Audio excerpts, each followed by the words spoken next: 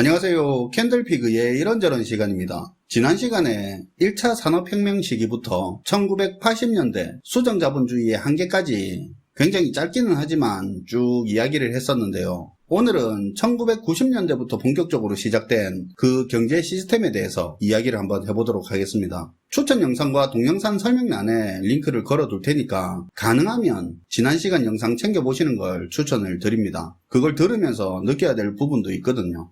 아무튼 이 내용이 오랫동안 저희 채널을 본 구독자분들에게는 하도 들어서 지겹겠지만 이 내용이 앞으로 다뤄야 할 많은 내용 중에 바탕이 되는 상식 같은 내용이기도 하고, 특히 신규로 저희 채널 시청하시는 분들과는 반드시 공유를 해야 하는 부분이라서 이렇게 다시 하니까 이해를 부탁드립니다. 역사적으로 항상 그래왔듯이 경제 시스템 내에서 문제가 생겼을 때 그 시스템 내에서 문제가 해결이 안 되는 상황, 자정작용이 안 되면 결국 그 시대가 유지하고 있는 경제 시스템에 한계가 오는데요. 좀 더 노골적으로 이야기하자면 기업이 되었든 개인이 되었든 누가 되었든 경제 주체들이 그 경제 시스템 안에서 돈 벌어 먹고 사는데 현실적인 한계가 왔을 때 그때 경제 시스템의 한계를 드러냅니다. 이게 되게 두리뭉실한 내용처럼 들릴 수도 있는데요. 자유방임의 자본주의 경제 시스템이 붕괴가 되고 이후에 수정자본주의가 들어서죠. 그리고 또 그 경제 시스템이 한계를 드러내다가 신자유주의 경제 시스템으로 자리를 잡은 건 우리가 교과서에서 흔히 들어서 알고는 있을 겁니다. 사실 20세기 들어 경제 시스템들은 채 50년도 제대로 유지되지 못하고 한계를 드러내 왔었는데요. 그리고 그 경제 시스템은 변해왔었죠. 다르게 이야기하자면 우리가 살면서 한 번 혹은 두 번 정도는 그 경제 시스템이 변하는 상황을 겪는다는 의미도 될 겁니다. 어쨌든 그 경제 시스템이 변화하는 과정에서는 필연적으로 구조조정이 발생하는데 거의 항상 그 구조조정은 경제위기의 형태로 발생을 했습니다. 자유방임 자본주의의 경제 시스템이 수요의 한계, 독점으로 인한 시장 왜곡 등으로 한계에 달했을 땐 대공황이라는 장기간의 구조조정이 있었고요. 이때 바뀐 수정자본주의도 정부의 시장 개입 수준이 너무 커지면서 기업과 노동의 비효율이 급증하고 있었는데 원자재 가격까지 급등하면서 그때 경제 시스템으로 해결이 안 돼서 70년대, 80년대 지독한 스태그플레이션으로 많은 기업과 개인이 무너지는 그런 구조조정이 있었습니다.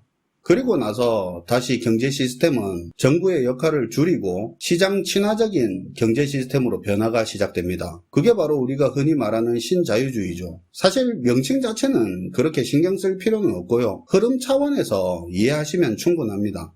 지난 시간에 자본주의는 생산활동을 기반으로 개인의 부를 축적하는 기본 틀이 있다고 했습니다. 생산 규모도 커지고 잘 돌아가는 게 중요한데요. 이 생산을 하기 위해서는 토지, 노동, 자본이라는 그 생산 요소가 필요한데 이 요소들의 규모가 커지고 활성화되는 게 생산활동이 잘 돌아가고 경제가 활성화되는데 중요한 요소가 됩니다. 생산을 위한 토지라는 요소는 한정적이지만 노동과 자본은 좀 다른데요. 자본주의가 자리 잡을 수 있었던 중요한 이유 중에 하나가 신분제 계급제의 폐지라고 했습니다. 그게 없어지면서 거주이동과 직업 선택의 자유가 생길 수 있었고 구인구직이 활발해지면서 노동시장이 활성화될 수 있었죠.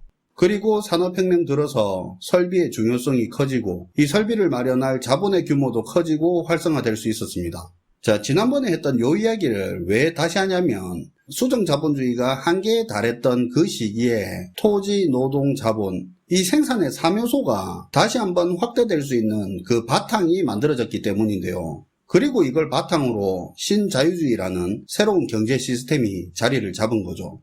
우선 두 가지 사건에 대해서 알 필요가 있는데요. 하나는 금태환제 폐지입니다. 그동안의 화폐제도는 금이라는 가치에 화폐를 고정시켰었는데요. 이 당시에도 금 1온스에 35달러 이런 식으로 화폐의 가치가 고정되어 있었는데 미국이 달러와 금이 연동되는 걸 71년에 끝내버렸습니다.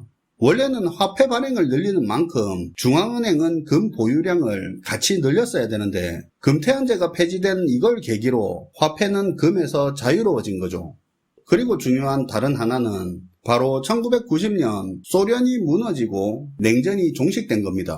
이게 왜 중요하냐면 생산의 3요소 중에 토지와 노동 부분에 이게 엄청난 확대를 가져왔거든요. 기존의 서구권이 주도하던 세계 자유시장 경제에서 공산권 국가의 토지나 노동력은 없던 거나 마찬가지였습니다. 그런데 공산주의가 무너지니까 그 장벽이 없어져 버린 거죠. 뒤처지고 낙후된 아시아와 동유럽 공산국가의 토지와 노동력은 굉장히 저렴했고 인건비와 원자재 비용이 높아서 비효율이 높던 기존 경제 시스템 입장에서는 이들을 써먹고 싶어서 침 질질 흘리는 게 정상이겠죠. 게다가 복리후생과 인권 향상 등 사회 경제적 비용이 커진 데다가 오일 쇼크로 인한 고물가까지 오랜 기간 동안 빡세게 겪었던 세계는 물가 상승에 굉장히 민감했는데요. 그런데 토지와 인건비가 말도 안 되게 저렴한 그 저개발국의 시장 참여는 물가 상승 억제력을 가질 수가 있었습니다. 인건비 오르고 비효율에 퍼져가던 기업들 입장에서는 기존과는 다른 수준의 수익성 증가를 가능할 수 있게 했습니다. 이뿐만 아니라 공산권이었던 저개발국 입장에서도 해외 기업들이 공장을 자기네 나라로 옮겨준다면 딱히 성장 동력도 없는데 이 덕분에 국민소득도 증가하고 경제성장의 동력이 될 수 있었습니다. 그야말로 윈윈이었죠. 냉전 종식 이후 공산권 국가로까지 생산을 위한 토지가 확대될 수 있었고 공산권 국가의 노동력이 노동시장에 추가될 수 있었습니다. 생산의 3요소에서 토지, 노동 분야에 엄청난 확대를 가져올 수가 있었던 거죠. 거기다가 앞에서 말했다시피 이미 돈은 금으로부터 자유로워져 있어서 화폐 발행이 수월할 수 있는 그 토대를 갖추고 있었습니다. 이게 근본이제의 양날의 검이긴 한데 금을 확보하는 것만큼만 화폐를 찍어낼 수 있는 게 화폐 가치의 안정 측면에서는 굉장히 중요합니다. 근데 한편으로 전쟁이나 큰 경제 위기가 생겼을 때 갑자기 돈이 많이 필요할 때 있잖아요. 그때는 또 근본이제가 단점이 되기는 합니다. 우스갯소리로 전쟁 중에도 근본이제가 계속 유지된다는 조건이라면 전쟁하려면 군인보다 금광의 광부들이 더 많아야 되겠죠. 그러다 보니까 1차 대전 때도 그렇고 대공황 때도 근본이제는 중단되거나 제대로 가동이 안 됐었습니다. 반대로 그런 나쁜 일 말고 경제 규모가 굉장히 빠르게 커지고 돈을 사용할 사람도 돈이 필요한 규모도 큰 상황에서는 경제성장 속도만큼 금 채굴량이 못 따라와주면 그것도 시중에 돈이 부족한 상황을 만들 거 아닙니까? 금이 계속 나온다는 보장도 없고요. 우리 부루마블이라는 게임할 때 플레이어가 최대 4명인데 6명, 8명이 참가해서 제대로 게임을 즐기려면 돈이 부족해지잖아요. 경제가 성장하는 걸 플레이어가 늘어나는 걸로 생각하면 돈이 왜 더 필요한지 이해가 될 겁니다. 어쨌든 이 돈이 금으로부터 자유로워져 있으니까 돈을 필요한 만큼 충분히 찍어낼 수 있는 여건이 되잖아요. 동유럽과 아시아권에 시설 투자하고 돈 많이 들어도 그걸 받쳐줄 수 있는 환경이 갖춰져 있는 거죠. 그러니까 8, 90년대 그 당시에는 토지, 노동, 자본 측면에서 생산의 3요소가 크게 확대될 수 있는 기회가 있었고 더 생각할 여지 없이 경제 시스템은 이걸 최대로 활용하는 쪽으로 변화해 간 겁니다. 대신 이 공산권 국가들을 제대로 활용하기 위해서는 기존하고는 다른 수준의 세계가 공통으로 따르는 룰이 필요했었는데요. 상품 무역, 서비스 무역, 노동 자본 등이 자유롭게 넘나들 수 있도록 제도를 바꿔야 했고요. 자국에 들어오거나 나갈 자본이나 노동력 등에 한 국가가 터치를 못하도록 서로 합의를 봐야 했습니다. 어쨌든 서로가 윈윈이 되니까 합의는 굉장히 빠르게 진행이 됐고요. 세계가 정부의 간섭과 규제를 최소한으로 줄이고 기업과 노동력들이 최대한 자유롭게 오갈 수 있도록 개발도상국과 선진국 양쪽 다 세계적인 합의를 바탕으로 경제 시스템이 바뀐 겁니다. 그리고 이 합의는 1995년 WTO의 출범으로 공식적인 결실을 받죠. 이후 금방 세계는 WTO를 중심에 두고 마치 하나의 국가 안에서처럼 상품과 서비스의 자유로운 교류가 가능해졌습니다. 세계화라는 국제 질서가 굉장히 빠른 속도로 자리를 잡았고 이런 환경이 조성되면서 선진국, 개발도상국이 마치 하나의 팀처럼 움직이기 시작했습니다. 하나의 상품이 만들어지기까지 국가를 초월해서 가장 효율적인 분업이 이루어졌습니다.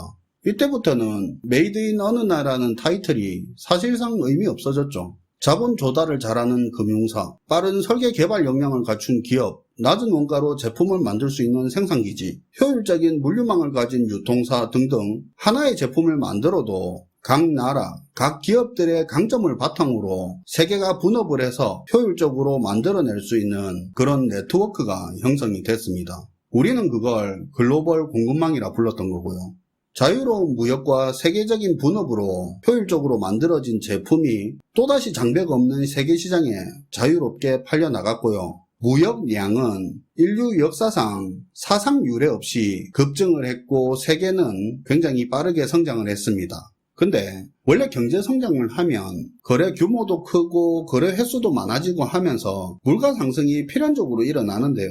근데 이때는 기존의 공산권 국가였던 저임금 국가들이 생산에 참여하면서 제품 생산 비용이 잘 안 오르도록 유지하는데 압력으로 작용했기 때문에 성장을 하고 있음에도 물가 상승이 그렇게 문제되지가 않았습니다. 아주 죽이는 상황이죠. 당연한 이야기지만 물가 상승세가 높지 않으니까 저금리를 유지할 수 있는 환경이 됐고요. 이런 낮은 이자율은 기업과 금융권에 자금 조달 비용 부담을 적게 해서 사업을 더 크게 하고 더 많은 투자를 가능하게 만들었습니다. 90년대와 2000년대 초는 선진국과 개발도상국이 같이 성장을 하면서도 동시에 저물가, 저금리를 유지하는 이상적인 경제였는데요. 그걸 보고 골디락스 경제라고 했습니다. 자, 이렇게 경제 시스템이 바뀌게 됐는데 이런 황금기를 끌어낸 신자유주의 경제 시스템이 어쩌다가 지금은 이꼬라지가 났고 답도 안 나오는 상황까지 몰렸는지 다음 시간에 이어서 이야기해 보도록 하겠습니다. 시청해 주셔서 감사하고요. 지금까지 캔들피그의 이런저런 시간이었습니다.